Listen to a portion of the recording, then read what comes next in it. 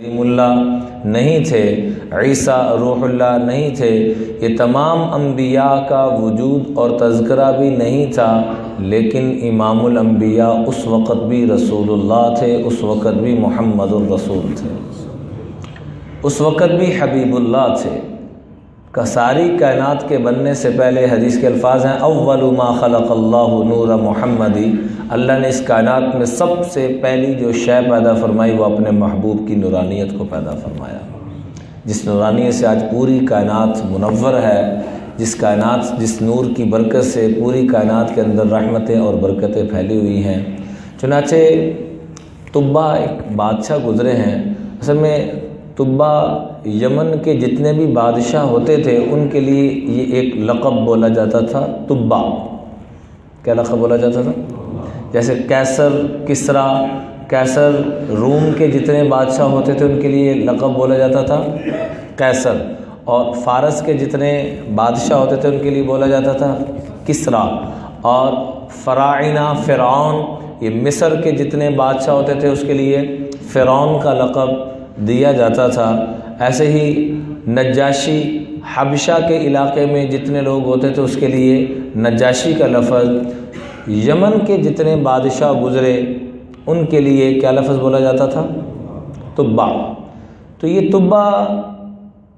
اپنے وقت کے بادشاہ تھے، اللہ اس ہستی پہ کروڑوں رحمت نازل فرمائے۔ انہوں نے جب مدینہ منورہ کا، مکہ مکرمہ کا سفر کیا اور تاریخ کو سارا پرکھا کہ تاریخ میں امام الانبیاء کے متعلق کیا کچھ موجود ہے، ساری تاریخ کو لے کر تو اسپیشل اس سفر کے لیے، اس سفر کے ارادے سے مکہ مکرمہ اور مدینہ منورہ پہنچے اور سارے حالات لیے، اور اپنے ساتھ جو وزیر تھے اور ساتھ جو خادم تھے ان سے کہا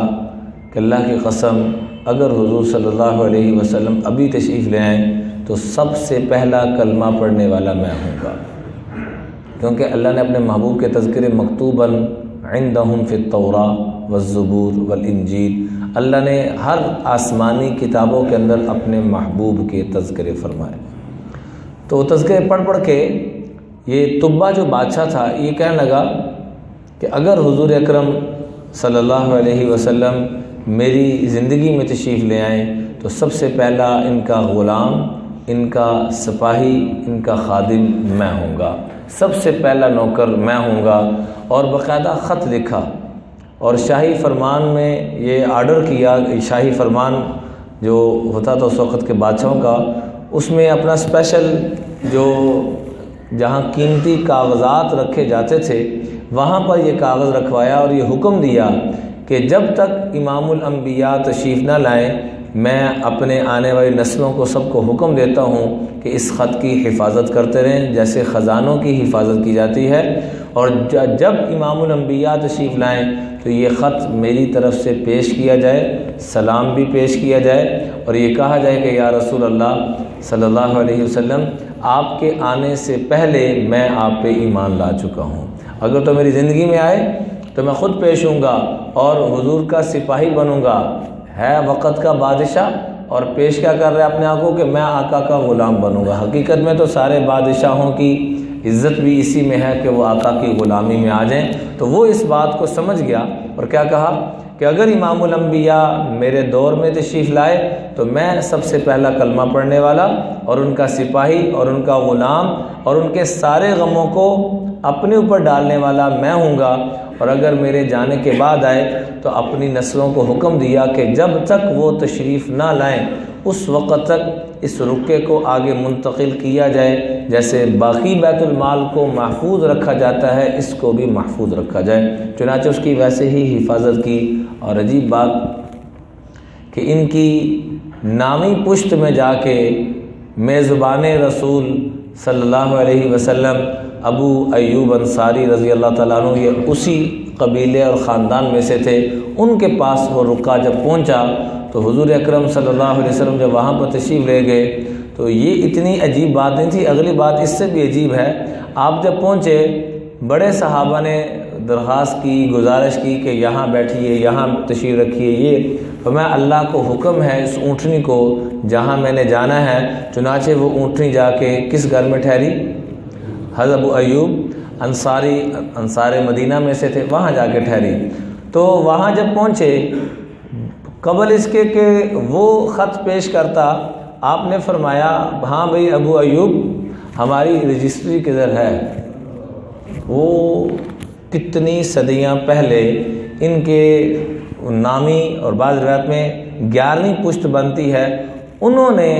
وہ خط بھی لکھا اور ایک مکان، ایک ٹکڑا اور ایک مکان کی صورت میں وہ بھی پیش کیا کہ جب آقا تشریف لائیں تو یہ مکان میری طرف سے گفٹ پیش کیا جائے۔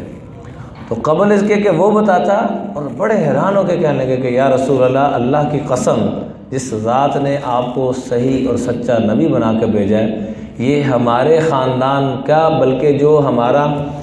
مین کرتا درتا ہوتا ہے خاندان کا، اس کے علاوہ کسی کو یہ پتہ بھی، ہمارے خاندان والوں کو بھی پتہ نہیں اس رکے گا، آپ کو کیسے پتہ لگا؟ کہ رب نے مجھے اس کی بھی اطلاع فرما دی۔ تو اللہ نے اپنے محبوب علیہ الصلوۃ والسلام کو ایسے جبیر بن مطعم رضی اللہ تعالیٰ عنہ بڑے مشہور صحابی ہیں،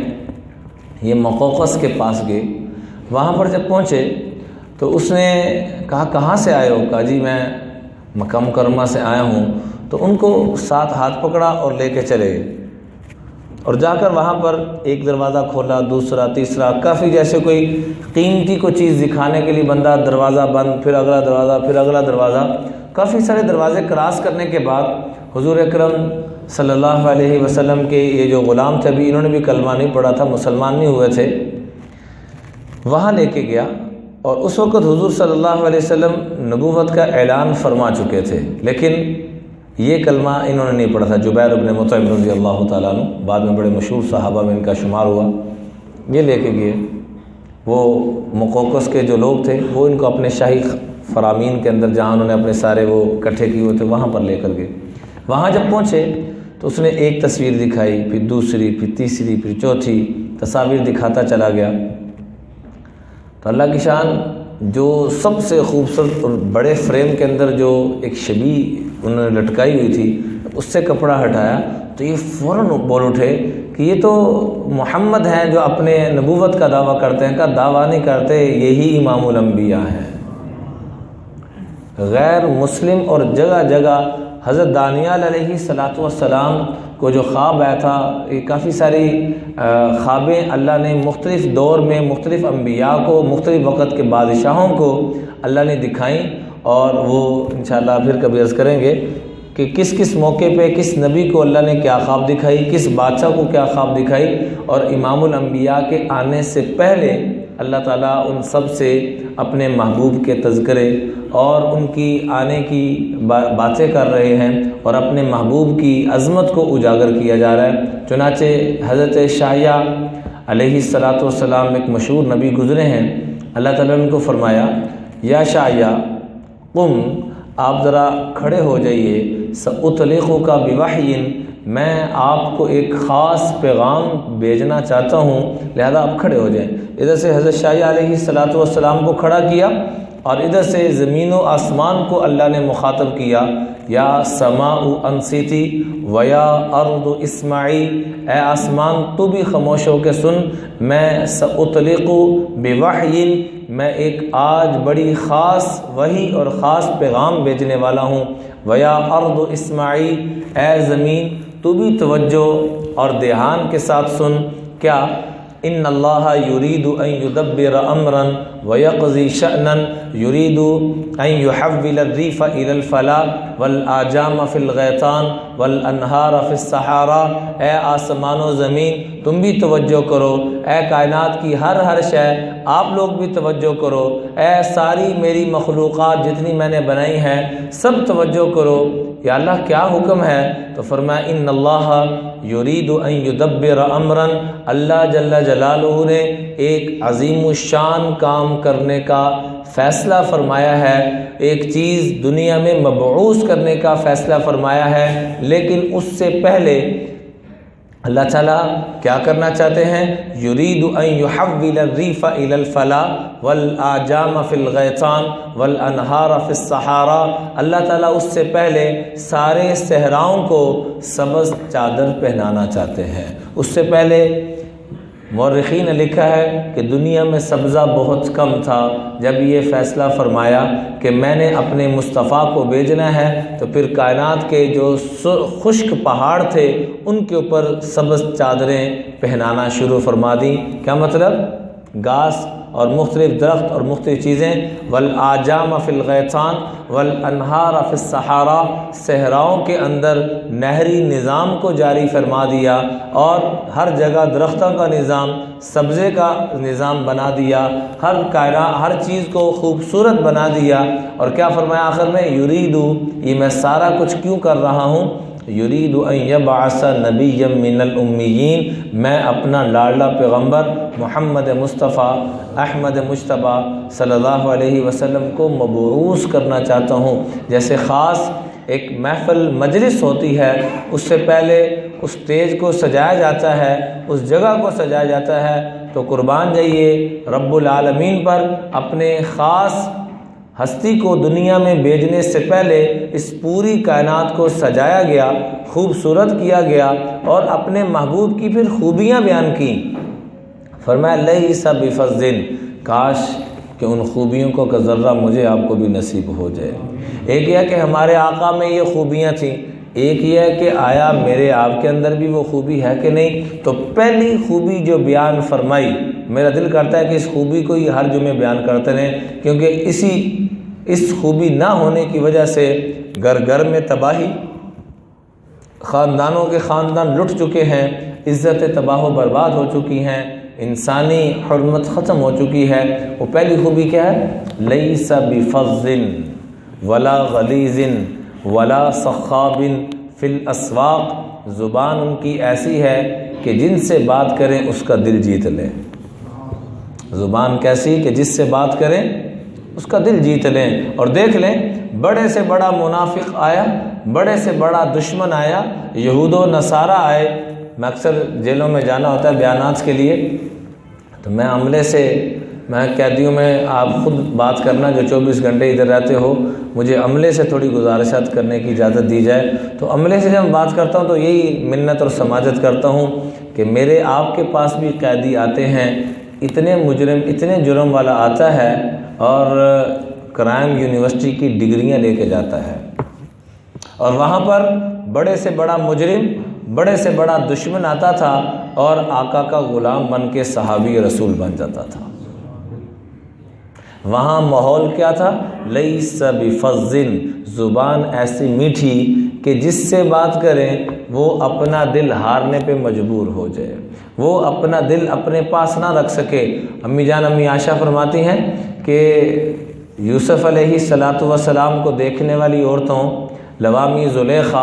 زلیخا کی جو سہیلیاں تھیں، انہوں نے یوسف علیہ السلام کو دیکھا تو دیکھ کر کیا کیا؟ وَقَطَّعْنَ أَيْدِيَهُنَّ وَقُلْنَ حَاشَ لِلَّهِ مَا هَذَا بَشَرًا، سیب کاٹتے کاٹتے اپنی انگلیوں کو کاٹ دیا اور خون نکلنا شروع ہو گیا۔ فرماتی ہیں کہ اگر میرے محبوب کو دیکھتی تو اللہ کی قسم انگلیوں پہ چھریاں نہ چلتی، دلوں کے اوپر چھریاں چلتی۔ کہ جو اللہ نے ہمارے آقا کو، حدیث پاک میں آتا ہے نا کہ حضرت جابر بن سمرہ فرماتے ہیں کہ چاند رات تھی اور بڑا ہی چاند اپنا نور پھینک رہا تھا، تو میں صحن میں بیٹھا تھا مسجد نبوی کے، تو فجعلت انظر الیہ والی القمر، کبھی میں اپنے محبوب امام الانبیاء کے مبارک نورانی چہرے کو دیکھتا، کبھی چاند کو دیکھتا، کیونکہ چاند 14ویں کا چاند ایک مثل مشہور ہے کہ سب سے خوبصورت چیز کے لیے 14ویں کا چاند کا لفظ بولا جاتا ہے۔ کہتے میں نے 2-4 دفعہ دیکھا کہ اس کی مثال دی جاتی ہے سب سے خوبصورتی میں، تو کہا اللہ کی قسم فجعلت انظر الیہ والی القمر فہو احسن عندی من القمر، چاند کوئی خوبصورت نہیں جو رب نے ہمارے آقا کے چہرے کو خوبصورت بنایا۔ تو جو دیکھتا وہ دل ہار بیٹھتا، جس سے بات کرتے وہ دل دے بیٹھتا۔ لیس بفظ، پہلی خوبی اللہ اپنے محبوب کی کیا بیان فرما رہے ہیں کہ وہ گفتگو ایسی کرتے ہیں کہ ہر ایک کا دل جیت لیتے ہیں۔ ہم گفتگو ایسی کرتے ہیں کہ اپنوں کو بھی گم کر دیتے ہیں۔ ہمارے بیوی بچے ہم سے تنگ، ہمارے ہمسائے ہم سے تنگ، ہمارے پڑوسی ہم سے تنگ، کوئی ہے ہم سے جو خوش ہو؟ ہم جب جاتے ہیں کہیں چاہے گھر سے چاہے محلے سے، تو لوگ شکر کا کلمہ پڑھتے ہیں، مصیبت سے جان چھوٹی، اس مصیبت سے